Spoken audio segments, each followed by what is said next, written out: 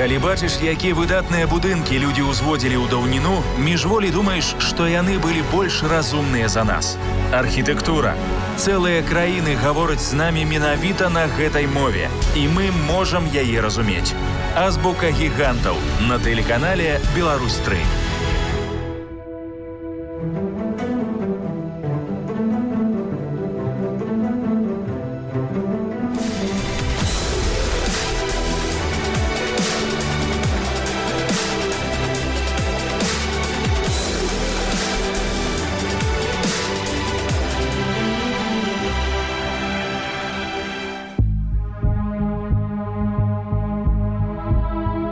Сабор найсвяцейшай Троіцы ў Ішкальдзі. Беларуская готыка, якая вырасла ў беспрасветнай цені адыёзнай раманскай архітэктуры. Абарончы выскал звонку і найтанчэйшыя карункі нервюрных скляпенняў унутры. Каркасная сістэма пабудовы, па тых часах перадавая тэхналогія мінімізацыі бакавога распора сцен і ілюзія бязважкасці, што дзіўна спалучаецца з каменем. Якія сакрэты тоіць у пералівах сваіх вітражоў гэтая суровая статуя рэліктавай архітэктуры. Архітэктуры Беларусі.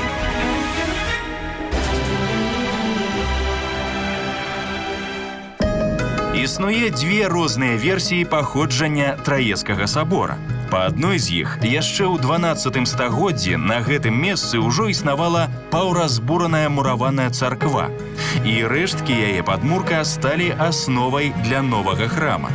Паводле іншай, будынак сабора быў пабудаваны на месцы паганскага капішча.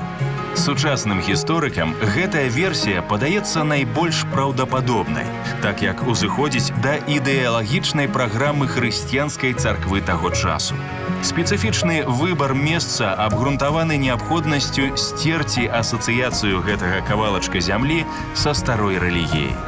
Для многіх, напэўна, будзе пытаннем, чаму вось мы прыязджаем в Ішкальд, ці, напрыклад, в Сынкавіч, дзе прыгожая старажытная мураваная царква, ці в Маламажэйкаве, таксама пачатак 16 стагоддзя. Мы прыязджаем, вялікі прыгожы будынак старажытны, выбітная архітэктура, але паблізу мала заселеная мясцовасць. І чаму в такіх мясцовасцях будуюцца такія прыгожыя цудоўныя аб'екты?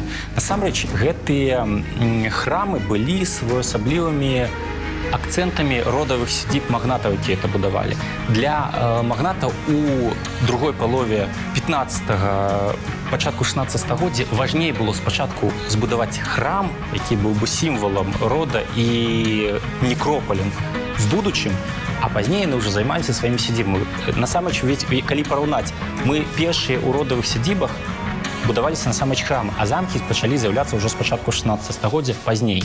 Сабор быў закладзены ў сярэдзіне 15 стагоддзя, калі ў Еўропе ад готыкі ўжо паступова адмаўляліся. Аднак, калі разглядаць ішкальдскі храм з пункту гледжання архітэктурнага працэсу, ён стаіць на рубяжы цяжкага раманскага стылю і готыкі, што толькі набірала сілу. Храм зусім невысокі, таўшчыня сцен неістотна адрозніваецца ад традыцыйнай раманскай пабудовы. У вонкавым выглядзе практычна няма імклівай вертыкальнай цягі, але ў гэтай асаблівай скульптурнай пластыцы ўсё роўна адгадваюцца гатычныя рысы.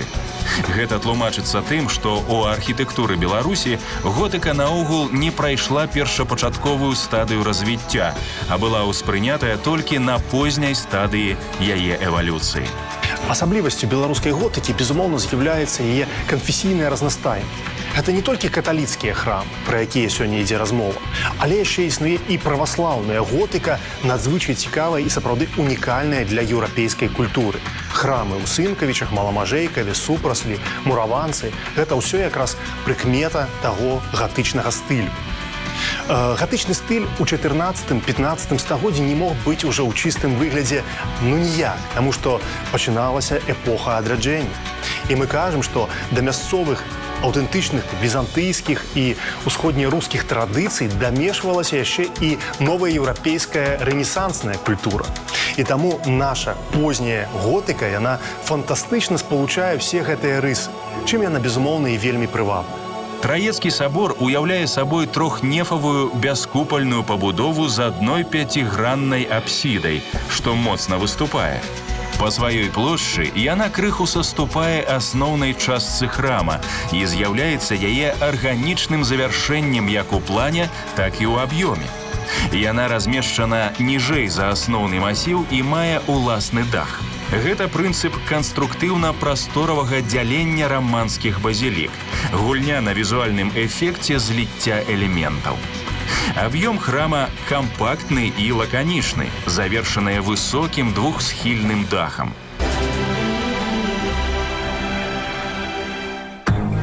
Галоўнае адрозненне ішкальскага сабора – каркасная сістэма, якая вызначыла знешняе і ўнутраннае аблічча будынка. Канструктыўную ролю выконваюць крыжова-рэберныя стральчатыя скляпенні і аркі.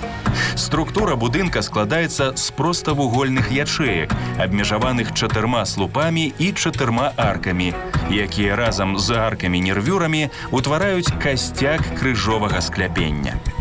Бакавы распор галоўнага нефа перадаецца з дапамогай апор на суседнія, а тыя на вонкавыя слупы – контрфорсы. Вызваленыя ад нагрузкі сцены ў прамежках паміж слупамі праразаюцца арачнымі вокнамі. Вельмі цікавым момантам з'яўляецца той, што мы з аднаго боку маем аркі стральчатыя на вокнах, напрыклад, і дзве са стральчатымі аркамі, а з іншага боку на франтоце ці на шчыце храму мы бачым паўцыркулярныя нішы. Чаму рознае завяршэнне? Калі мы звернемся трошкі да мясцовай архітэктуры, напрыклад, той жа самай замкавай, у Крэўскім замку ці ў Лідскім замку, мы бачым, што часта вось гэтыя аркі, яны маглі сумяшчацца. Адзін праём рабілі стральчатым, другі паўцыркулярным і гэтак далей. А часам былі такія аркі, што нібы стральчата, нібы паўцыркулярны, вось такія былі сумяшчэнні. І в гэтым не было супярэчнасці. Дойліды мясцовыя, наколькі я магу разумець, яны лічылі, што яны могуць абодва гэтыя прыёмы выкарыстоўваць для дасягнення нейкага эфекту. Нішы в шчыце, яны з аднаго боку дазвалялі эканоміць цэглу, тому што цэгла была дарагім матэрыялам і вытворчасць вялікай колькасці цэглы яна займала шмат часу. А з іншага боку, калі суцэльны шчыт рабіць без ніш, то ён зрабіўся вельмі важкі. Это значыць, трэба было ўзмацняць ніжнюю канструкцыю. А ўвядзенне нішы оно дазваляла аблегчыць гэты шчыт, рабіла яго больш ажурным, і мала таго, візуальна ён быў не такі цяжкі. Асноўную дэкаратыўную нагрузку нясе галоўны фасад, плоскасць якога завершана фігурным двухсхільным шчытом, умацаваным пластычнымі контрфорсамі і 3 радамі плоскіх арачных ніж. Цэнтральная прастора прарэзана архаічным стрэльчатым парталам уваходу, абведзеная познегатычным прамавугольным лісцем. Вокны з паўцыркульным завяршэннем. Ступеньчатыя контрфорсы прысутнічаюць на ўсіх фасадах. На галоўным, дзе сабрана найбольшая колькасць дэкаратыўных элементаў, контрфорсы моцна выцягнуты і аб'ядноўваюць асноўную частку храма з вільчыкавай сцяной. Готыка Вялікага княства Літоўскага, безумоўна, не адпавядае такому класічнаму ўзору. Нема вялікіх аконных праёмаў, дзе размяшчаліся вітражы. Бо ў нас бясконца ішлі войны і канфлікты, і самі і каталіцкія, і праваслаўныя храмы ў тую эпоху хутчэй пераўтвараліся ў крэпасці. Яны ратавалі хутчэй целы людзей, а не іх душы. Таму вы у той самай Ішкалдзе пабачыце даволі маленькія аконныя праёмы, і на адным з муроў наогул няма ніводнага акенца. Гэта не для мастацкага, хутчэй за ўсё, уплыву, а менавіта забарончых функцый, тым больш там былі яшчэ і рвы, і насыпы, якія пераўтваралі гэты храм сапраўды ў сур'ёзную фартэцу. Яшчэ адной сур'ёзнай асаблівасцю нашай готыкі быў матэрыял. Мы славімся так званай цаглянай готыкай, якая не дазваляла рабіць скульптуры. Мы не маем тых анёлачкаў, хімер, хутчэй мы перадавалі вытанчанасць, прыгажосць гэтага стылю праз спалучэнне беленых ніж, паленай, чорнай, чырвонай цэглы. Всё тое, што вельмі сціплымі, але пераканаўчымі метадамі давала ўсё ж такі уплыў на чалавека, і калі дах быў аднаго колеру, сцены чырвона-белыя, всё гэта рабіла эмацыйнае, вельмі сур'ёзнае ўзрушэнне ў веруючых. 4 магутныя 8-гранныя слупы дзеляць інтэр'ер Траецкага сабора на 3 вузкія нефы і нясуць гатычныя стральчатыя нервюрныя скляпенні. Бакавыя нефы перакрытыя крыжовымі скляпеннямі і нагадваюць абыходную галерэю. Малітоўная зала гэтак жа звязана з апсідай спічастай аркай. Да заходняй сцяны сакрысціі прыбудавана вінтавая лесвіца, якая вядзе на другі паверх і вышак царквы. Драўляны алтар выкананы ў стылі неаготыкі. Трайная кампазіцыя ў выглядзе спічастых арак.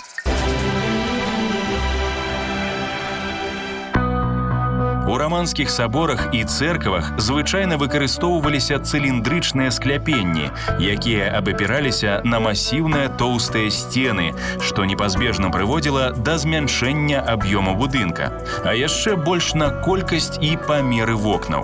Са з'яўленнем крыжовага скляпення, сістэмы калон і контрфорсаў саборы набылі зусім іншы выгляд. Магчымы пралёт зводу вызначаў шырыню цэнтральнага нефа і, адпаведна, умяшчальнасць храма. Стральчатая арка мае меншы распор, ціскам на сцяну. Нагрузка накіравана ўніз, на апору, што дазваляе істотна рассунуць сцены. Гісторыкі архітэктуры лічаць, што ішкальскі касцёл адзін з самых каштоўных помнікаў архітэктуры Беларусі. І гэта насамрэч так. Таму што гэта не самы ранні касцёл, які мы ведаем, мураваны касцёл на Беларусі. Напрыклад, блізкі ўсілюбскі касцёл быў пабудаваны трошкі раней, але ён быў зменены ў 19 стагоддзі. А ішкальскі касцёл амаль не зазнаў змен, і ён фактычна выглядае амаль так, як і 550 гадоў назад. Тое, што мы зараз бачым, это трошкі касцёл зменены, і ён трошкі лялечна выглядае. Справа ў тым, што у сярэдзіны 16 стагоддзя у нас будавалі будынкі, якія не тынкавалі. Яны былі, так званая фактура чырвонай цэглы была вельмі добра бачна, і яна насамрэч стварала вельмі цікавы маляўнічы эфект. Муроўка сцен была роўная і добра падагнаная. На сценах муроўцы была клінкерам ці перапальнай цэглы, былі выведзены ромбы. Гэтыя ромбы, напрыклад, з клінкера бачны на малюнках 19 стагоддзя. А ўжо, на жаль, у 19 стагоддзі было прынята рашэнне, калі храм уже стаў стары і, скажем так, не так прыгожа выглядаў, было вырашана яго атынкаваць і зрабіць прыгожым. Асноўны прынцып работы канструкцыі такі. Купал не абапіраецца на сцены, як у раманскіх пабудовах. Ціск крыжовага зводу перадаюць аркі і нервюры на слупы, а бакавы распор утрымліваецца контрфорсамі. Як вызначылі яшчэ ў 13 стагоддзі гатычныя дойліды, контрфорс працуе тым больш паспяхова, чым шырэй ён унізе. Таму будаўнікі пачалі надаваць ім ступеньчатую форму. Контрфорсы падпіраюць будынак і не даюць сценам злажыцца, як картачнаму доміку. Беларусь не была ізалявана, і ў еўрапейскай прасторы, канешне, сюды пранікалі стылі як з усходу, так і з захаду. І пачатак нашага манументальнага дойлідства, канешне, все звязваюць з візантыйскай традыцыяй.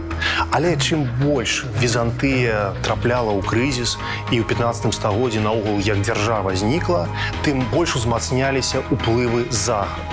Яны былі не толькі культурныя, гэта і эканамічныя сувязі, як, напрыклад, Ганза, гэта і наўпроставыя ваенныя канфлікты. Усё гэта стала тым мастом, праз які сюды трапляла новая модная гатычная архітэктура. Гісторыкі архітэктуры звычайна, калі не перабольшваюць, то заўжды падкрэсліваюць менавіта нямецкі ўплыў на фарміраванне нашай готыкі. Бо якраз праз Прыбалтыку, праз тыя ордэнскія дзяржавы, якія там існавалі, сюды роўна проста пранікалі гэтыя павевы. І Вялікае княства літоўскае, магутная дзяржава ад Балтыкі да Чорнага мора, яна як бы не магла прыняць гэтую готыку ў чыстым выглядзе. Яна яе адаптавала. І вось тут узнікае пытанне чысціні беларускай готыкі. Ніхто не ставіць пытанне, ці была беларуская готыка, але вось вызначыць, у якой прапорцыі што змяшалася, гэта сапраўды дыскусія, якая цягнецца да сённяшняга часу. Мясцовыя жыхары энергічна процідзейнічалі закрыццю храма ў савецкі час. Яны кругласутачна ахоўвалі будынак, а ў выпадку небяспекі збіраліся ўсёй вёскай і стаялі жывым шчытом паміж саборам і прадстаўнікамі ўлады.